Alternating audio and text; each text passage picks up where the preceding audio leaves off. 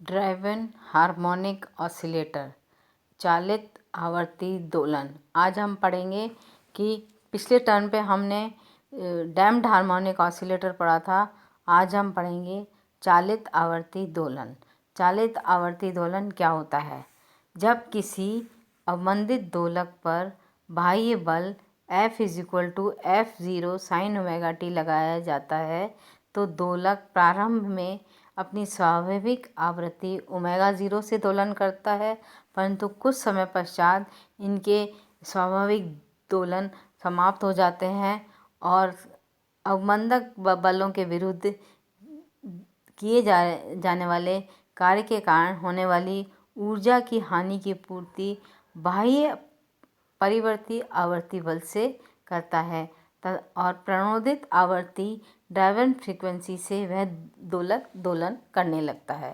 प्रणोदित या चालित दोलक का आयाम तथा ऊर्जा दोनों समय के सापेक्ष नियत रहते हैं। इस प्रकार के दोलक को चालित या प्रणोदित दोलक कहते हैं। ड्राइवन या फोर्स्ड ऑसिलेटर कहते हैं। प्रणोदित दोलक पर 3 प्रकार के बल लगते हैं। हमने पिछले टर्म में पढ़ा था कि अवमंदित दोलक पर 2 प्रकार के बल लगते हैं। पहला प्रत्यानयन बल या रेस्टोरिंग फोर्स, जो कि प्रोपोर्शनल टू डिस्प्लेसमेंट होता है x के, तो F रेस्टोरिंग फोर्स = -kx, जहाँ k फोर्स कांस्टेंट या बल नियतांक है। दूसरा बल है डैम्पिंग फोर्स, जिसको कि हम Fd से डिनोट करते हैं। Fd = -λ/dx/dt।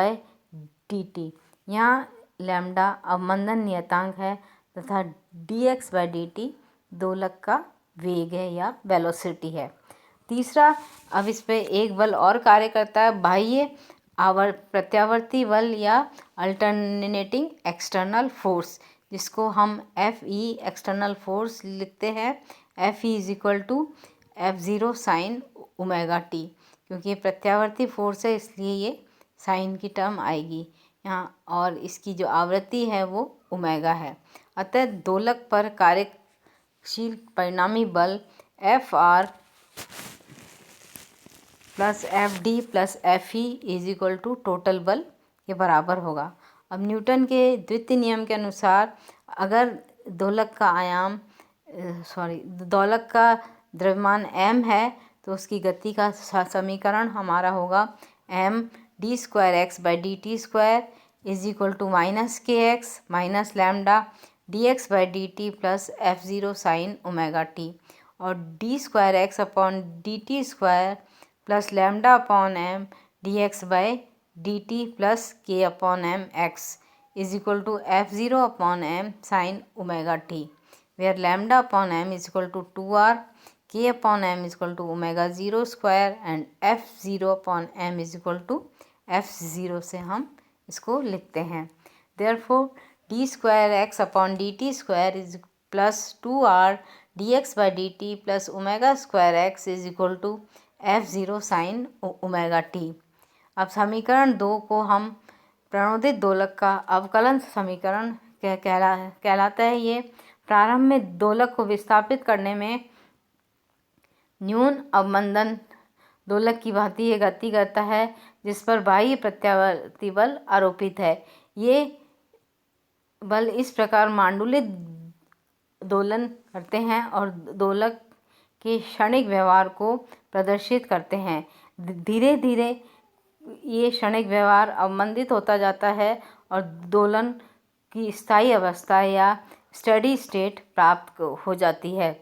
अतः उपरोक्त समीकरण 2 के 2 हल होते हैं, पहला क्षणिक और दूसरा अस्थायी, तथा पूर्ण रूप से अध्यारोपण को प्राप्त हो जाता है। क्षणिक अवस्था या ट्रांजिएंट स्टेट के व्यवहार में व्याख्या पिछले टर्म में हम कर चुके हैं। अब हम स्थायी हल प्राप्त करते हैं। स्थायी अवस्था या स्टेडी स्टेट में यह दोलक बाह्य आवृत्ति से दोलन करता है। लेट x = अब इसका जो समीकरण का हल है, माना कि x = x0 sin omega t - phi है। इसको डिफ्रेंशिएट करेंगे। dx/dt = omega x0 cos of omega t - phi sine का डिफरेंशिएशन कॉस होता है और t से इसको डिफरेंशिएट करेंगे तो ये ओमेगा बाहर आ जाएगा।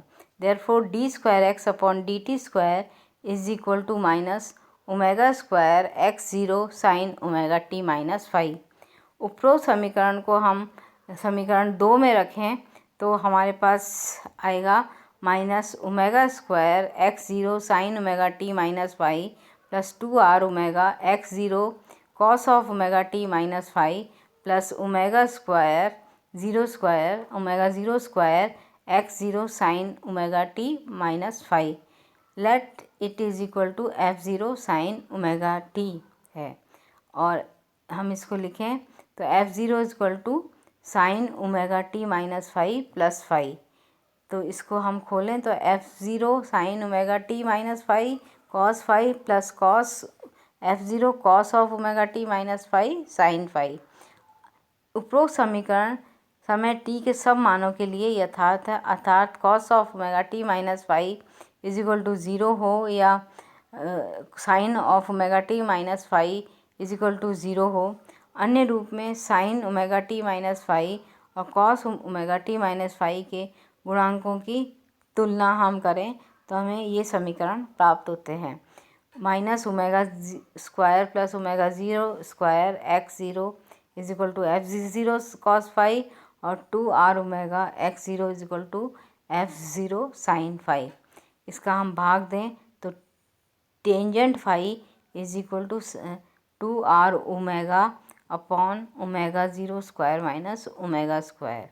इसको हम इसी तरह इन दोनों समीकरणों को ऊपर वाली को हम स्क्वायर करके जोड़ें तो हमारे पास आएगा omega zero square minus omega square whole square plus 4r square omega zero square x zero is equal to f zero square sine square five plus cos square five हमारा 1 हो जाएगा।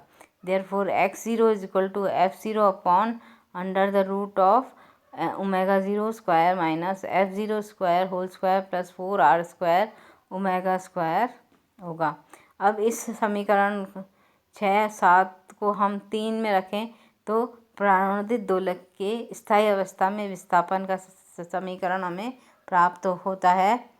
x is equal to x से zero की जगह f zero upon omega zero square minus omega square whole square plus 4r square omega square under the root sine of omega T minus five हमारा आ जाएगा tangent inverse 2r omega upon omega zero square minus omega square.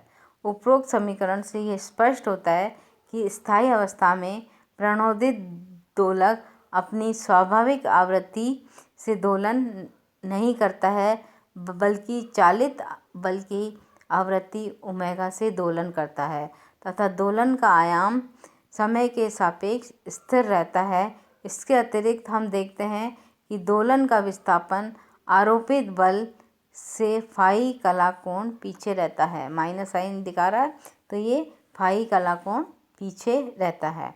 अब है phase of forced oscillator. इसका प्रणोदित दोलक की कला क्या होगी।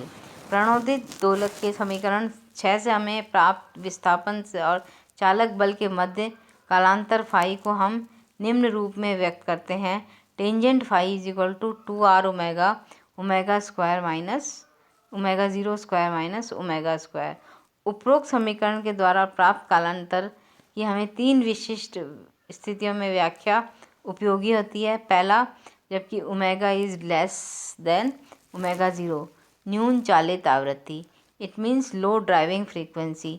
इस स्थिति में tangent phi is almost equal to zero होगा क्योंकि phi is almost equal to zero अर्थात प्रणोदित दोलक एवं चालक बल दोनों एक ही कला में कंपन करते हैं। सेकंड स्थिति है जब omega is equal to omega zero, क्रांतिक चालित आवृत्ति, क्रिटिकल ड्राइविंग फ्रीक्वेंसी। इस समीकरण में हमारी omega is almost equal to omega zero है तो tangent phi is equal to infinity और phi is equal to pi by 2। इस स्थिति में प्रणोदित दोलक के विस्थापन की कला चालक बल से π/2 पीछे रहती है। तीसरी है when omega is very very greater than ω0, चालित आवृत्ति बहुत हाई है। इस केस में tangent phi is equal to -2r/ω0 और माइनस आएगा तो ये phi is equal to pi के बराबर होगा। अतः जब चालित आवृत्ति ओमेगा दोलक की स्वाभाविक आवृत्ति ω0 से अधिक होती है तो प्रणोदित दोलक के विस्थापन की कला चालक बल से पाई कोण पीछे रहती है। तीनों विशिष्ट स्थितियों में फाई और चालक बल आवृत्ति के साथ ये परिवर्तन हमें दिखाया गया है।